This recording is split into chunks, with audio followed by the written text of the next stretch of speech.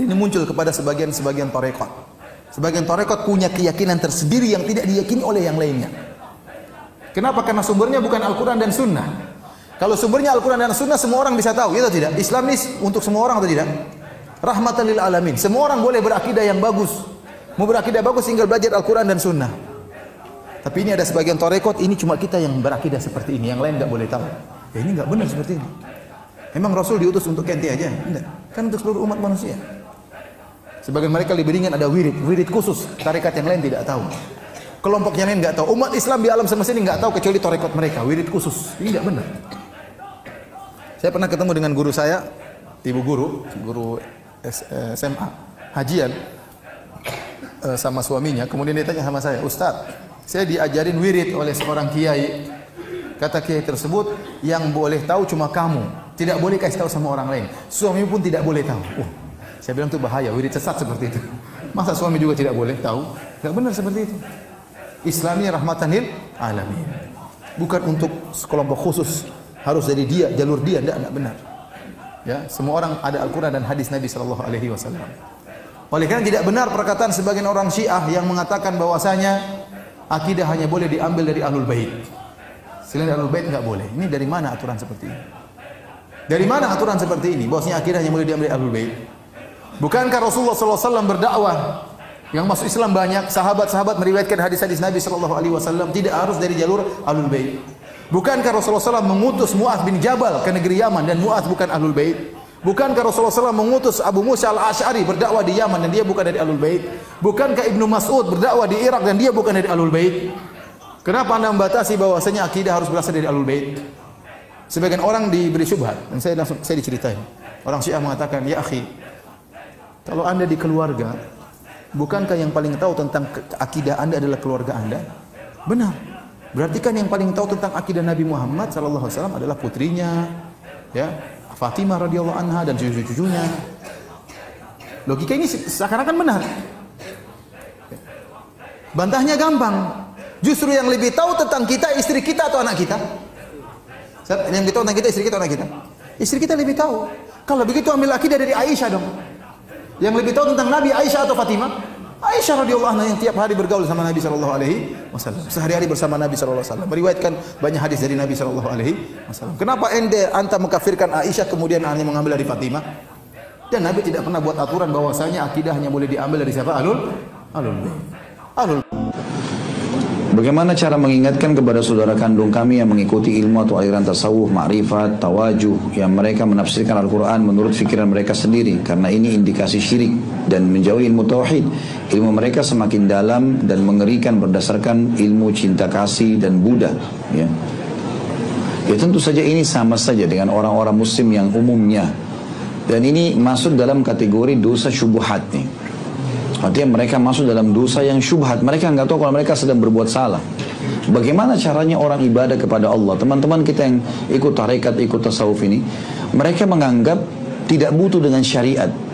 Kita belajar ma'rifat. Ma'rifat belajar tentang Allah tanpa melalui syariat. Syariat untuk orang awam. Para sahabat belajar syariat, teman-teman sekalian.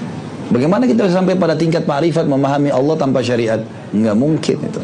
Mustahil.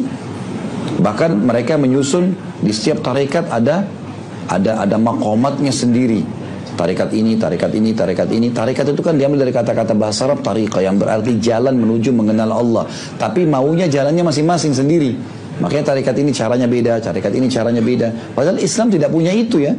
Cara ibadah kita satu, halal jelas, haram jelas. Cara sholatnya sudah jelas, membatalkan sholatnya jelas, kewajiban dan sunnahnya ini semua jelas semuanya kok. Nggak ada sesuatu yang baru. Tapi akhirnya mereka buat tarekat-tarekat ini, jalan-jalan ini menuju kepada Allah, tapi cara sendiri. Makanya mereka buat maqamat, maqam 1, maqam 2, maqam 3, maqam 1 istighfar 1000 kali, maqam 2 sholat sekian 1000 rakaat, dan seterusnya. Nanti maqam tertinggi jadi wali Allah, boleh nggak sholat? Karena dianggap wali Allah. Ada di antara mereka yang mengatakan, saya baru pulang sholat dari Mekah. Ini aneh, sholat apa ini di Mekah? Orang baru sholat Jumat lalu dia bilang saya baru pulang dari Mekah. Jumatnya Mekah belum loh, mundur 4 jam. Nah, kadang-kadang seperti itu, ya. Jadi harusnya jangan sampai masuk dalam hal-hal yang syubhat yang bisa memasukkan kita pada hal-hal yang keliru, ya. Maka ini Allahu alam caranya kita sampaikan apa adanya. Dan ada ceramah saya di YouTube tentang histori dan asal mula ilmu tasawuf dan ilmu tarekat ini. Teman-teman bisa ketik saja nama saya, ada tarekat dan tasawuf, nanti akan bisa ceramah itu cuplikan dikasihlah kepada beliau. Karena itu panjang kalau saya ingin jelaskan ya. Dari awal kata etimologi suf itu apa, kapan munculnya di zaman Hasan Basri tahun 110 Hijriah, kemudian awalnya bagaimana muncul orang-orang yang membentuk tarekat-tarekat ini, itu ada historinya semua sebenarnya. Dan itu di Indonesia sendiri dipelajari, di S2, di S3 dipelajari kalau orang belajar agama. Cuma sayangnya di kita yang dijadikan sebagai makalah ya, mendukung orang-orang yang salah ini, seperti Khallaj, orang yang dipenggal lehernya di zaman Abbasiyah gara-gara dia mengatakan ana huwa ana. Jadi dia menganggap maqam tertingginya adalah dalam ilmu tasawuf itu dia menjadi Allah, Allah menjadi dia. Begitu terdengar oleh para ulama, dilaporkan kepada khalifah. Khalifah suruh taubat, gak mau, dipenggal. Tapi di Indonesia dianggap Khallaj itu seorang tokoh yang dekat sama Allah. Dekat sama Allah bagaimana nih? Rasulullah tidak pernah bilang saya Allah sembahlah. Bagaimana Khallaj bisa mengaku itu? Tapi kita anggap tokoh dan dipelajari di S2, dipelajari S3, jadikan sebagai makalah. Saya waktu belajar S2 di Indonesia sempat ada pelajaran tasawuf. Dan yang paling kritis ke dosennya itu saya kebetulan pada saat itu. Karena memang tokoh-tokoh ini semua dianggap tokoh dan harus mahasiswa buat makalah menokohkan orang itu. Gimana bisa ini? Di zaman dulu aja dipenggal oleh khalifah dan para ulama mengkafirkannya gara-gara mengaku dia Tuhan. Lalu kita mengatakan dia tokoh, dari mana ini? Dan dipelajari di S2 di S3 ini. Buat makalah menokohkan orang itu. Dan mahasiswa yang datang sudah menjadi kayak semacam kebiasaan mahasiswa kita. Kalau dia baru masuk di S2 misalnya atau di S3, ada makalah judul tertentu, orang tertentu, biografi orang. Dia tinggal cari orang-orang sebelum dia, angkatan sebelumnya, lalu tinggal diganti namanya. Itu sudah jadi kebiasaan, malas, tidak mau masuk ke perpustakaan, gak mau nyusun, ganti cover depannya, sedikit diganti tulisannya, sama saja. Itu turun-temurun tulisannya itu. Nah itu yang dilakukan. Jadi akhirnya tersebar, ini keliru ini teman-teman sekalian, keliru ya. Semestinya kita belajar yang benar gitu. Ini kita belajar yang benar. Dan kita tahu sebenarnya istilah suf muncul tahun 110 Hijriah. Di zaman Nabi SAW dan sahabat tidak pernah ada masalah ini. Nggak pernah ada sama sekali istilah suf. Tidak pernah ada hadis yang berbicara masalah suf itu sendiri atau tasawuf. Suf kain hijau yang kasar. Tasawufnya adalah ilmu yang dibuat oleh orang-orang ini gitu. Dan kalau kita baca historinya kaget itu. Ya bagaimana yang membentuk pertama ilmu-ilmu ini dan tarekat-tarekat ini adalah orang-orang yang datang belajar kepada para ulama tabi'in, Sa'id ibn Musayyab, Sufyan ats-Tsauri, Atha bin Abi Rabah, ulama-ulama besar dari tabi'in. Tapi mereka memang datang dari kampungnya, dari Irak, dari Persia ya. Itu mereka datang, memang mereka niatnya bukan mau belajar. Mereka datang, mereka duduk 6 bulan, 5 bulan, kemudian pulang, lalu bilang, saya muridnya Sa'id ibn Musayyab, saya muridnya Atha bin Abi Rabah. Oleh masyarakat ini ulama besar, ini muridnya, maka ditokohkanlah. Mulailah dia buka tarekat sendiri.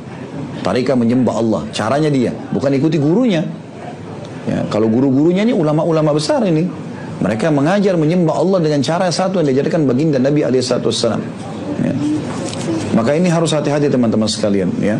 Kadang-kadang ada tarekat tertentu bangun tengah malam, saya dikirimkan cuplikannya begitu. Lalu disuruh wirid tertentu, lalu kayak orang kesurupan, teriak-teriak ya. Tidak pernah dalam Islam ini, aneh-aneh kan itu. Islam gak ada aneh-aneh teman-teman sekalian, jelas kok ibadah kita. Jangan lakukan hal-hal yang membuat orang lain juga a priori dengan Islam. Ya, orang menganggap Islam itu tidak benar, padahal sebenarnya tidak seperti itu.